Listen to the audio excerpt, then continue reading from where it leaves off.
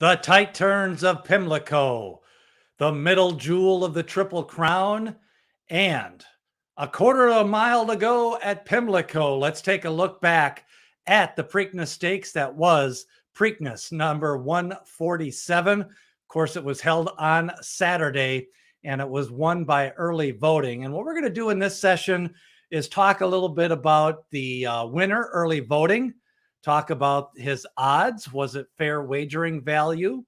For people who made money on the race, tell us some of the strategies that you used to make money on the Preakness in 2022. Did you pick early voting?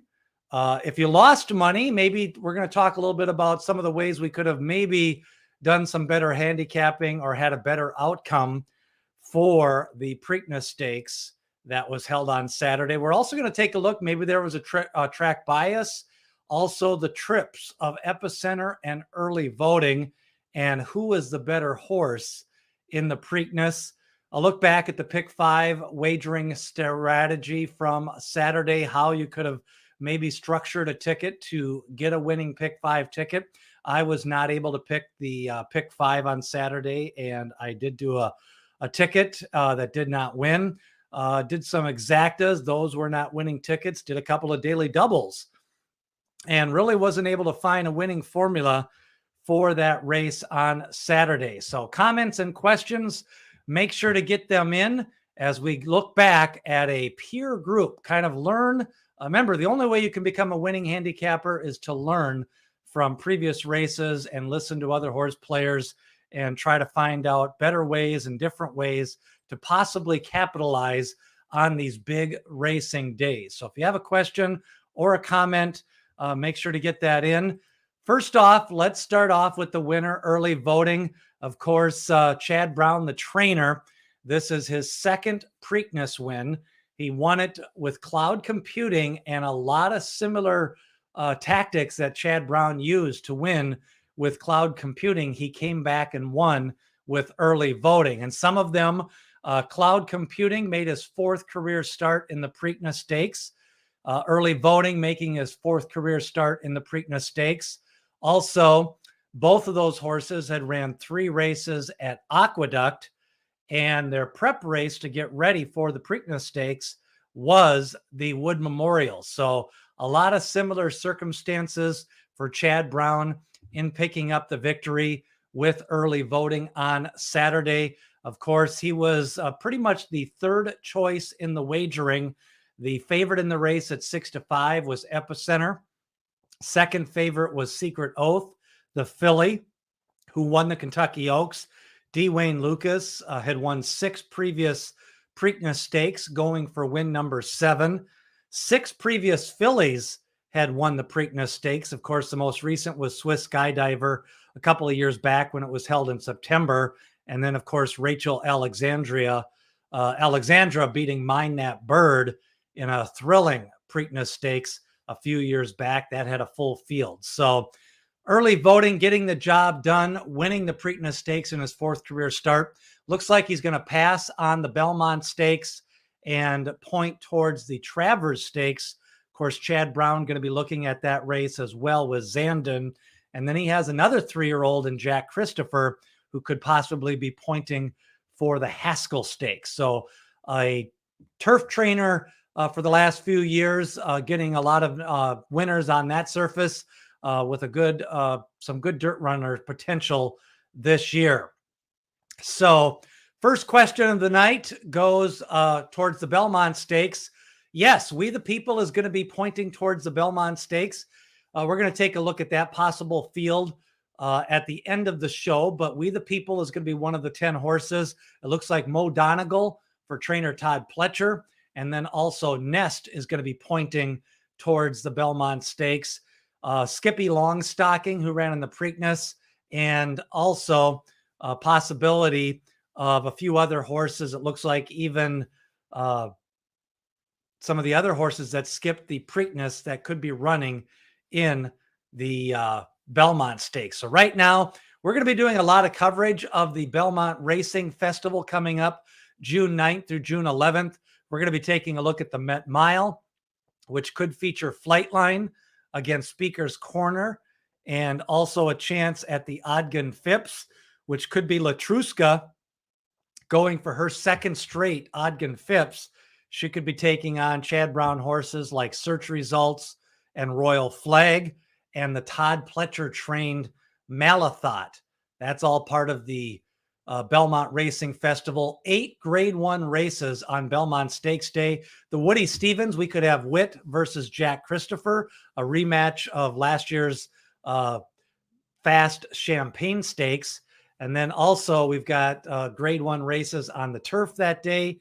And then we're also going to see another grade 1 race on a sprint turf race, and then the grade 1 Manhattan race, which is going to bring out the winner of the Man of War Stakes, and then also possibility of Ad Homo for Chad Brown, and then even Gufo for Christopher Clement. So a lot of coverage coming up. Yes. Next question up from our listener: is it worth getting Thorograph every weekend or too much cost? Well, this is a good question. Thorograph goes for around $20, $25 a card. Kind of depends on how much you're betting, what type of bets you're making. If you're playing into the higher denomination win pools, if you're trying to win pick 4s and pick 5s and pick 6s, if you're only playing one day a week, mainly Saturdays, maybe every once in a while on a Sunday on a bigger card, there is some thoughts. If you're buying the daily racing form 3-4 days a week, that can add up to $30 a week. So maybe buying Thorograph and getting a little bit more advanced speed figure and really diving into some of the bigger pools, it could be cost advantageous. Also, it can help you if you're a kind of partner up. If somebody's doing a lot of trip notes and pace figures and things like that, getting really advanced speed figures could be advantageous, combining with a partner to go in on that. Yes, Tanya, Flightline going to the Met Mile, could be taking on Speaker's Corner. Could be a little bit smaller field if we get those big two, but definitely some big horses pointing for that Met Mile. Witt, yes, he's pointing for the Woody Stevens. Of course, he won the Bayshore Stakes in his last race, and he's probably going to be taking on Jack Christopher in that race. So let's get back to the Preakness here. I think a lot of the chatter after the Preakness Stakes was who ran a better race. This was a big topic on Twitter. And who ran a better race? Early Voting, who won the race, versus Epicenter, who some people thought had a little bit rougher trip, broke slow out of the gate. Then he had to go inside, save some ground while doing so, was checked a little bit going into the turn, and then made up a little bit of ground late. Now, others are pointing to Early Voting because he had the tactical speed to break well. He had the good trip to sit out in the middle of the track. I thought Jose Ortiz really made a good call, even though he broke well and could have maybe went a little bit inside. He gave up that rail to Simplification. If Simplification wanted that rail, it was open and available if he did want to take the rail in that spot. Meanwhile, Jose Ortiz elected to stay out in the middle of the track. And if you watch the replay, when they come up on the turn, a lot of the horses were bunching up, and being out in that middle of the track, I think helped Early Voting. It allowed him to kind of sprint clear, and it opened up a path for Creative Minister. It also made Secret Oath go wide into the stretch, and then Epicenter saved ground at the rail. So sometimes if you've got tactical speed, being out in the middle of the track can force the other jockeys to either go wide. So who do you think ran the better race? The winner, Early Voting, or the runner-up, Epicenter? So kind of want to get some of your thoughts on that. I think, I think Early Voting probably ran the better race, mainly because he had the speed to get position. He was coming off a very fast Wood Memorial. Even if you kind of took a couple of points off the Brisnet speed figure, his Beyer speed figure and Thorograph speed figure both put him in with a chance to win. And then he also had 5 weeks rest. Epicenter coming back on 2 weeks. I'm not sure he was going to run his best overall race on the 2-week turnaround. And kind of the same with Secret Oath. I don't think she ran her best race.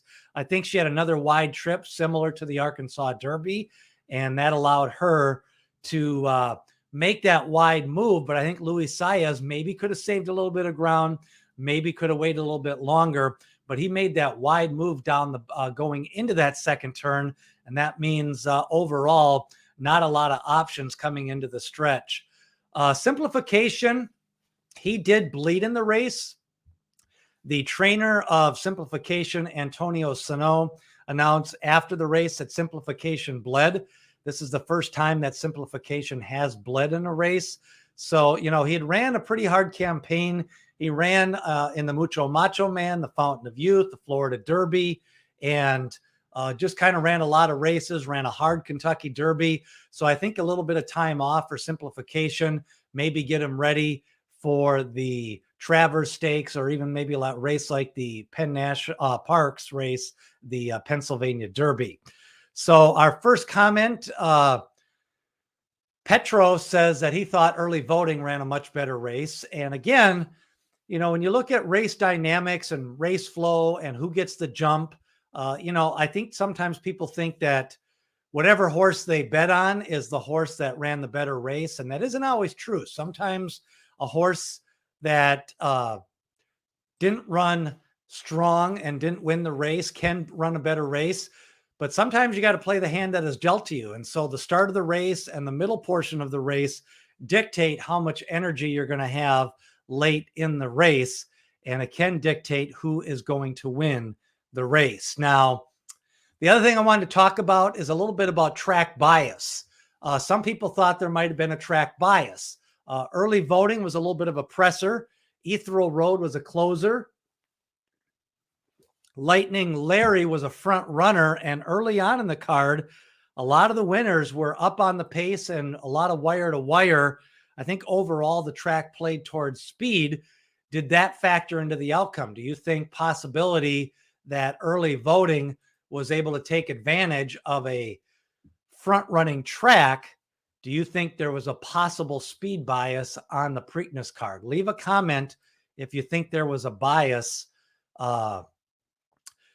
Now, getting back to the better horse in the race, Truth Exposed says Early Voting run solidifies Mo Donegal for him in the Belmont in his eyes. Could possibly be. I think the Wood Memorial was a strong race. Early Voting ran fast early, and Mo Donegal ran fast late. And I think, you know, you had a chance where both horses could have ran winning races in the, you know, I think Mo Donegal getting up in the final stride. You know, it brings up a question, Truth Exposed or Petro or Tanya. Do you think if Early Voting wins the Wood Memorial, do you think he would have ran in the Kentucky Derby? And what we're starting to see the last couple of years is the new shooters are starting to win this Preakness Stakes more often. We saw Swiss Skydiver go from the Oaks to the Derby when it was held a couple of years back in September and October. She had 5 weeks off. She was fresh, took on the boys for the first time. Then we saw last year a new shooter in Rombauer. He passed on the Derby. He could have ran in the Kentucky Derby. He waited for the Preakness. And basically Medina Spirit and Midnight Bourbon wore themselves out in the Derby and got in a pace duel in the Preakness. And then this year, Early Voting passed on the Preakness. Kentucky Derby went to the Preakness. So you're starting to see a little bit of a challenge with some of these horses. You know, are the new shooters starting to be a little bit more advantageous with that time off? Now, Charles says Early Voting got a dream trip. I do think so. Yes, he took advantage of that trip. He had the speed to work out a good trip. I think at 1.25 miles, I'm not sure that Early Voting is a better horse. But again, I think horse races at the class grade 1 level, if you have speed, I think it does give you an advantage to be able to get closer to the pace and be up on the pace does give you an advantage to make that first move going into the turn. So, There's all different kinds of ways to win a horse race. So track bias, I don't think it was biased on Saturday. Ethereal Road had a class edge. Lightning Larry took advantage of a couple of horses that didn't run well. And then, I think Early Voting and Epicenter and Secret Oath were really just the three best horses. Run 1, 2, 4 in the Preakness. Creative Minister made a move going into the turn. It looked like him for his fourth lifetime race, first race at the graded stakes level, putting in a move to get into the top 3 position in the Preakness Stakes. Now let's look at the start. Of course, in this race, it was Epicenter. He broke well, and he broke cleanly, but he didn't break fast. So Early Voting got in a good spot. Simplification is at the rail. And if you notice this, everybody got a clean break in the Preakness. The start of the race was good for everybody. Very unusual. Usually a horse or two breaks slow. Maybe they break inward, but this is about as good, clean of a break as you're going to get in a grade 1 level. Simplification at the rail. Skippy Longstocking broke well on the outside. Epicenter with a clean break. Maybe he broke clean and didn't break in a tangle. You had, a horse like Early Voting. He always breaks well in all 4 of his career races. But overall, this was a good break for everybody. And as Truth Exposed says, Early Voting made his trip, and that's part of the race. And that's part of the betting. It's not as who is a best horse, but who's going to get a good trip and who can take advantage of that trip. Now, Epicenter got a horrible ride, according to Jerry. They need to switch to the greatest gate ride ever, Irad Ortiz. So shots fired from Jerry. I thought Irad Ortiz with Armagnac taking that lead out of the 7th post position, that allowed Epicenter to have to check a little bit. So we'll take a look at that slide. Now, remember, in this shot, we're going just about a quarter of a mile into the race, and Epicenter is now trapped between horses. Epicenter is back here with the white cap and the maroon. Then you got outside him is Skippy Longstocking. Up here is Armagnac, and here's still Early Voting. Now, if you notice, Simplification broke well and was at the rail, and Jose Ortiz never went to the rail. He was content to stay out in the middle of the track. So what he was saying there is he was forcing Epicenter's hand.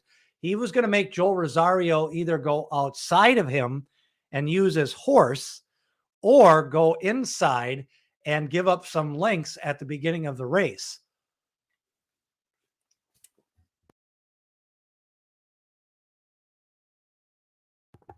So what that allowed Early Voting to do was that basically gave him a couple of a length advantage. And I think overall Early Voting got a really good ride in this race. I think it's a ride similar to Sonny Leon's ride in the Kentucky Derby. I think the first 2 legs of the Triple Crown, we've seen good jockey rides, and we've seen some race riding early on. Now, when you come out of that, now we're going to talk about the turn. And what you got here is the 3 main contenders, but this shows you a lot of race riding. Again, all the way around the track, you had a horse like Early Voting electing to stay out in the middle of the track. That's unusual. You watch a lot of races, and a lot of times if they have position, they'll go to the inside. So I think Jose Ortiz was basically dictating. He wanted somebody to go outside of him. Luis Saez kind of took the bait. He went wide with Secret Oath. Meanwhile, Epicenter went wide. He had to check going into the turn, and I think that cost him. He had to kind of make a couple of moves. Now, going into the turn here, if you notice, they all bunched up at this spot in the race, and JW says a very good ride by Jose. Now, nobody else says Mo ran a good race, 8 wide, still only 3.5 short. At least we know we can get a 1.5 miles. Yeah, definitely. And of course, he thought Armagnac was going to steal it and go wire to wire. I think there was a case there where Armagnac was ridden aggressively by Irad Ortiz. He just didn't have the class level and the horse to do it. So let's pick it up going into the turn now. There, Armagnac is on the inside. Again, early voting outside, Epicenter back here, just to his outside. He really didn't have a ground to go around there. And then inside of him, nothing there. So at this point in the race, Epicenter, all he can do is really wait for some of the rail spot to open up, or to maybe go outside this horse here into the turn. But that's going to allow early voting to still dictate when he wants to go with his horse. And, I think he was ridden well just to stay out in the middle of the track. And, I think I think the ride between Irad and Jose was definitely the difference in this race. Charles, I don't know about choking, but Jose ran well in this ride. And I think Irad, he at least gave his horse a chance to win. He just didn't have enough horse. So now that's going into the turn. You come out of there, and basically the race was won. Early voting did drift in a little bit down the lane, but held on for the victory. The Beyer boys have spoken. Early voting with a 105. Now, again, that is the highest Beyer speed figure for a 3-year-old. But you got to remember, we are now in May, mid-May. And what's going to happen here as these 3-year-olds develop, there are, most of the time, horses are going to run faster in May than they do in March or in February. So early voting in his 4th career start, he's got a little bit of room to improve.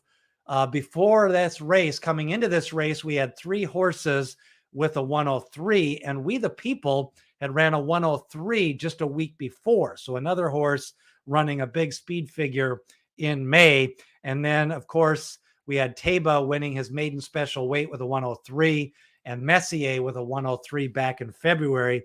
But I'm starting to really question that speed figure on Messier, because since he's ran that 103, he lost the Santa Anita Derby, he lost the Kentucky Derby. And, Charles brings up a good point. When the pace is slow, you're going to get horses to bunch up. And that kind of shows in that screen grab going into the turn with the slow fractions. And when you get the pace to be slow, Charles, that's when you can start to get some rough trips. And Epicenter had to check a little bit going into the turn. Now, Fenwick, yes, Fenwick was in the race, was bet down to 13-1. Epicenter got boxed in a little bit. I do agree with that. And so that's kind of where the speed figure came out on this race. If you go with so that's a look at the Preakness trips overall. If you have any comments or questions on those trips in the Preakness. Now I want to talk about the jockeys. I thought Jose Ortiz, a good ride with the winner of early voting. Epicenter, I think Joel Rosario, after the start, he had to kind of regroup on the fly. I thought Luis Saez didn't ride his best race as well as he rode Secret Oath in the Kentucky Oaks.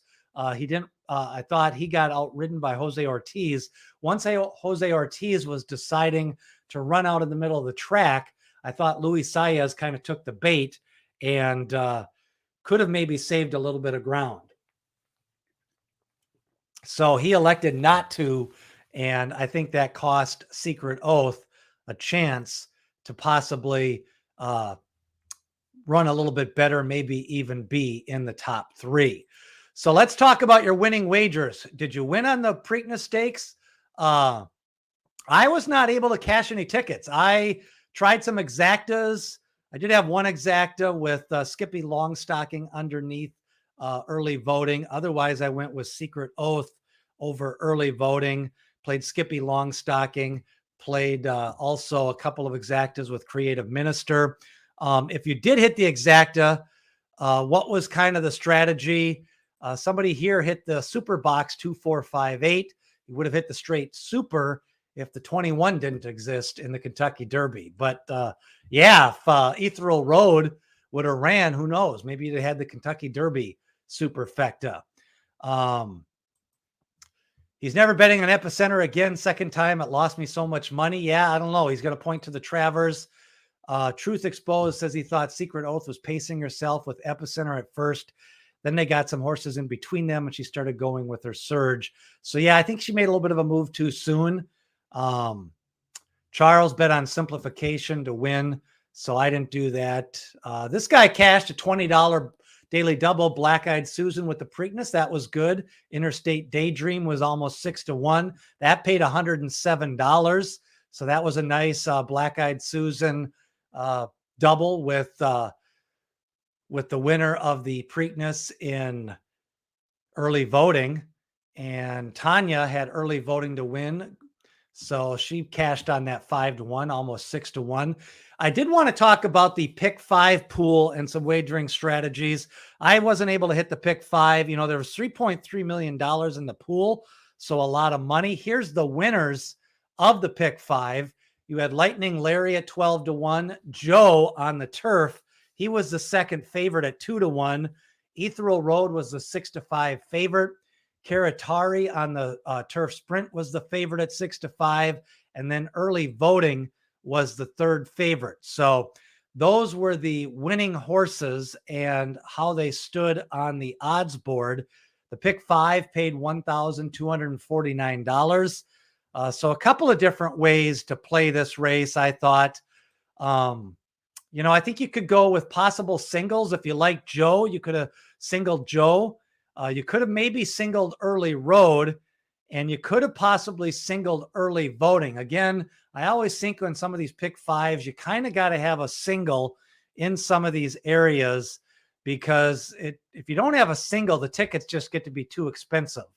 Now, my strategy was kind of to use Secret Oath and Epicenter as my two main horses.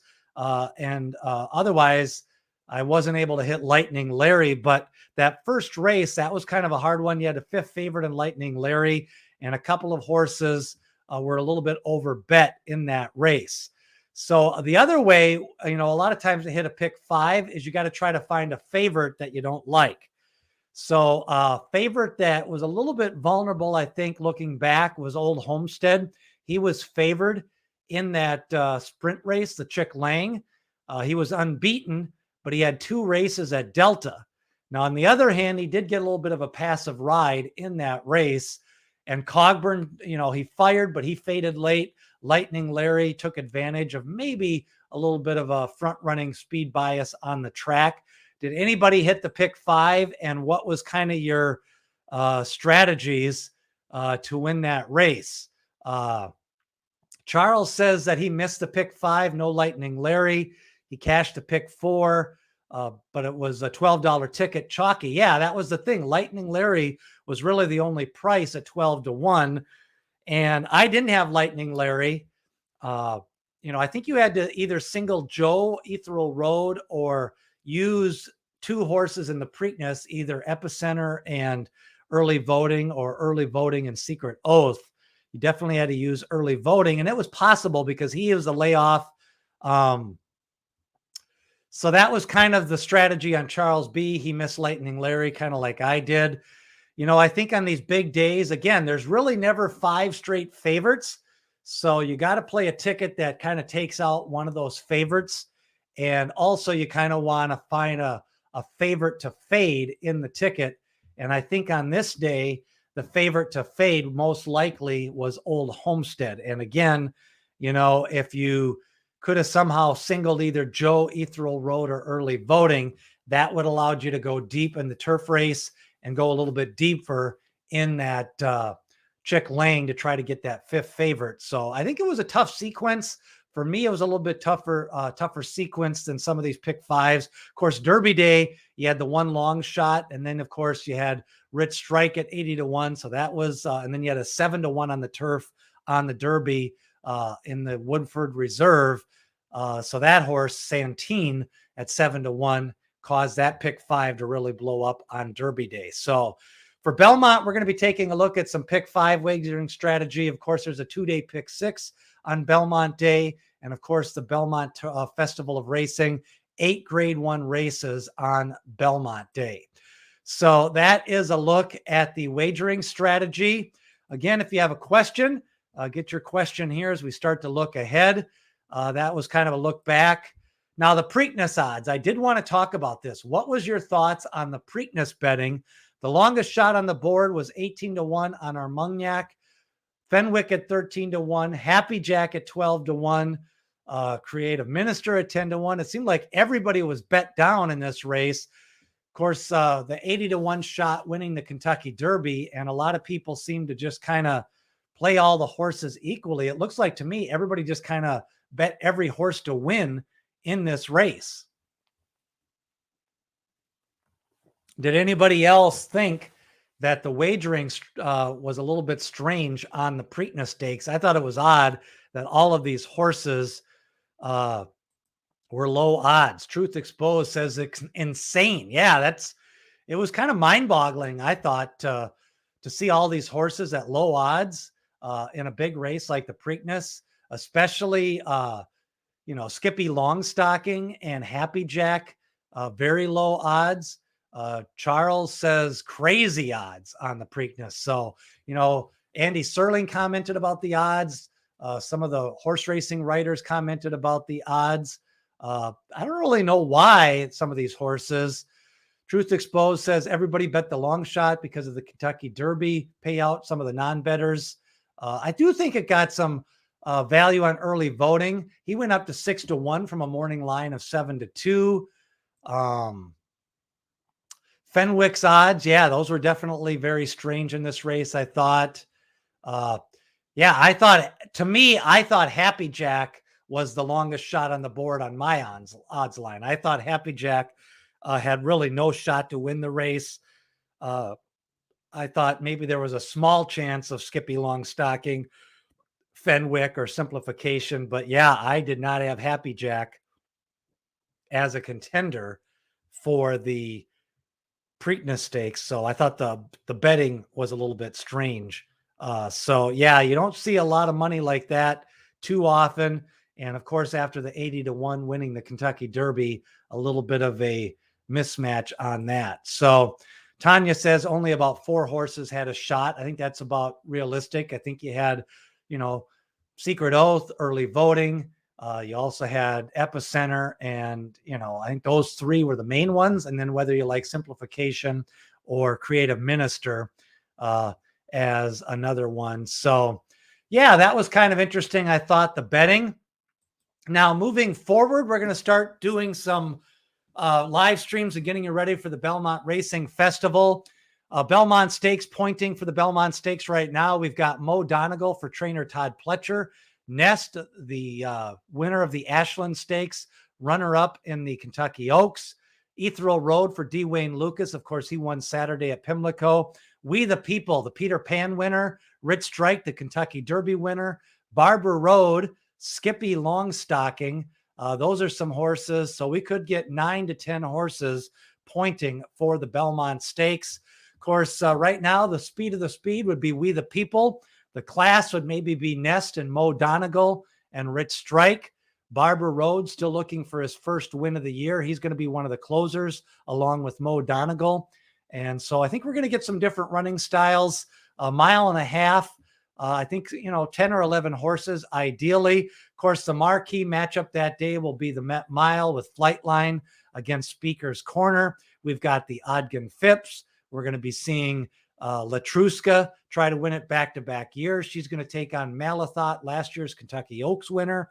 Also, Search Results, the runner-up in the Kentucky Oaks last year, possibly. Royal Flag for that race.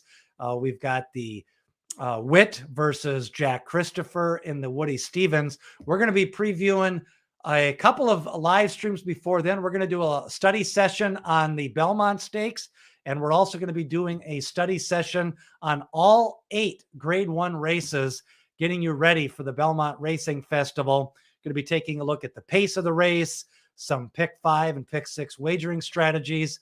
So lots to come here. Some people getting some picks in already. Mo Donegal for Truth Exposed. Tanya wants a good price on We the People. So yeah, that's going to be the Belmont Racing Festival and the Belmont Stakes. So that's going to do it for our questions sessions for tonight. Remember, if you have a question, leave a comment below. Next week, we're going to come back with an early look at the Belmont Racing Festival and start getting you ready for the Belmont Stakes 2022.